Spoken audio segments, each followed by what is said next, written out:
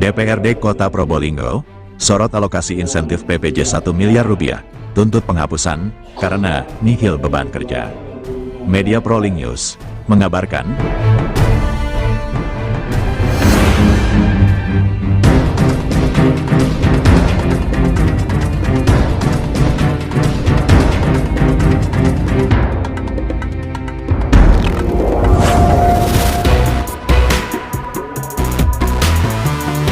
Badan Anggaran, Banggar DPRD Kota Probolinggo melontarkan kritik tajam terhadap rancangan anggaran pendapatan dan belanja daerah (RAPBD) tahun anggaran 2026, khususnya terkait alokasi tunjangan insentif bagi petugas pemungut pajak penerangan jalan (PPJ).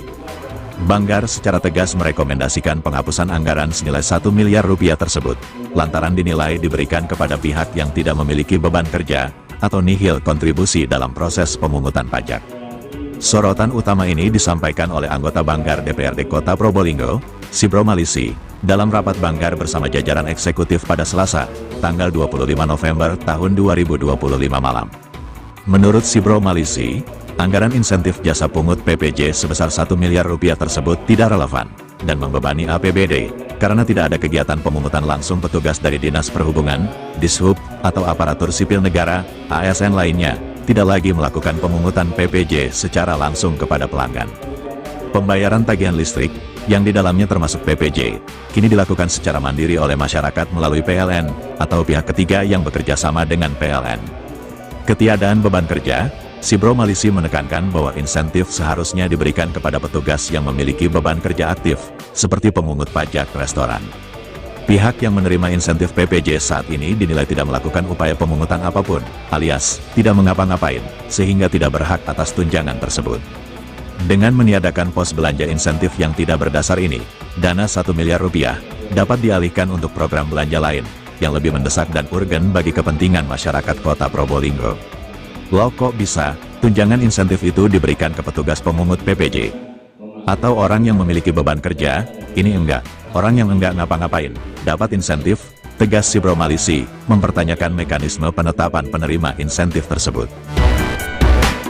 5 miliar, tapi dilakukan dari kan ini kuahnya itu adalah 256 miliar, kan gitu ya, kuahnya ya, ya, kuahnya 256 miliar, betul. Kemudian naik 9 miliar gitu ya. Ya. Nah, kemudian 9 miliar ini dimunculkan untuk apa? Itulah yang pertama. Kemudian yang kedua, kaitan dengan Permendagri tentang penyusunan APBD 2026 maksud saya mengamanatkan bahwa pada pendapatan lain-lain yang sah pendapatan daerah itu menempatkan zakat sebagai komponen pendapatan asli daerah, gitu ya. Maka saya minta bagaimana zakat yang selama ini dipungut oleh teman-teman bendahara gaji itu kenapa kok tidak masuk sebagai komponen pendapatan lain-lain yang sah. Terima kasih. Menanggapi keberatan Banggar mengenai insentif jasa pungut PPJ, PJ Sekda Kota Probolinggo, Ray Suwitio, menyatakan akan mendalami temuan tersebut. Kami belum tahu detailnya, kami akan pelajari temuan Sibro Malisi ini, janji PJ Sekda Ray Suwitio.